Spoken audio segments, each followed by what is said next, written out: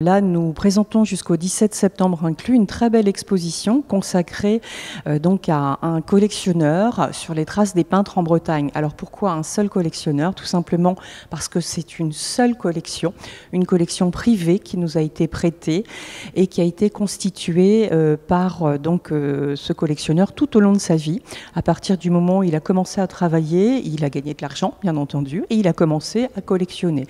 Alors des œuvres pas forcément en rapport avec la Bretagne, au tout début, et le fait qu'il travaille en Bretagne, ça l'a incité bien sûr à collectionner des œuvres en rapport avec la Bretagne et représentatives des principaux foyers picturaux de Bretagne. Alors bien sûr le groupe de Pont-Aven, mais aussi Concarneau, Douarnenez, également des groupes un peu plus singuliers avec justement le Fawet, on fait partie. Alors le Fawet par des signatures également présentes bien sûr à Concarneau, Barnoin, Le Goux-Gérard, mais nous avons également une artiste femme qui est présentée dans l'exposition, Jeanne-Marie Barbet, dont le territoire justement était Gourin, donc tout proche de chez nous.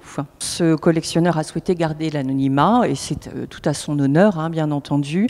C'est quelqu'un qui a collectionné avant tout bien sûr pour son plaisir et puis pour connaître cette Bretagne donc où il a travaillé en un lieu précis, plutôt sur la côte nord de la Bretagne. Il a justement fait son parcours de Bretagne une véritable balade artistique, si bien que notamment il y a un des tableaux, c'est le tableau retenu pour l'affiche, un tableau d'Émile Dezonnet, un peintre nantais, qui représente donc le port de Camaret. La période représentée au sein de cette collection couvre à peu près une période allant de la fin du 19e jusque le début des années 2000, avec des peintres comme René Quéré, qui est décédé il y a seulement 2 ans. Donc il nous confiait également avoir cette envie de plutôt acheter des artistes dits contemporains à l'heure actuelle, mais toujours représentatifs quand même d'un motif, d'un paysage.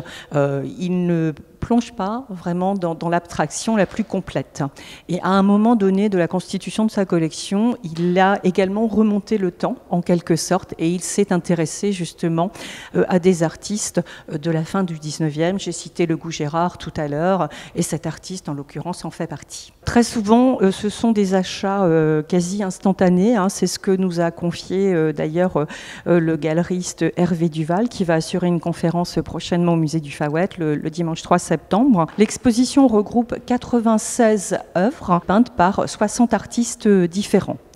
Donc avec vraiment une diversité. Nous allons fermer donc le 17 septembre donc avec cette exposition, donc le 17 septembre inclus, le week-end des Journées du patrimoine, pour ensuite fermer pour quelques mois, voire 2 années, mais rien n'est sûr encore à l'heure actuelle.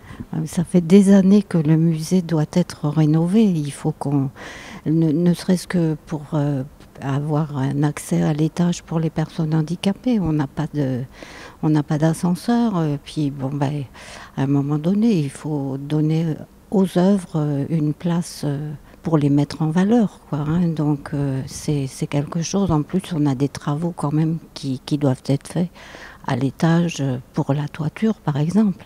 Donc non, il y a des obligations, même si on n'est pas encore dans le projet définitif, il y a des choses qui seront faites obligatoirement. En fait, on va créer un pôle culturel avec le musée et la médiathèque. Le musée serait aux étages et la médiathèque dans le cloître. Donc après l'agrandissement, le musée pourra accueillir sa collection permanente, environ 150 œuvres, et les expositions temporaires, une centaine d'œuvres.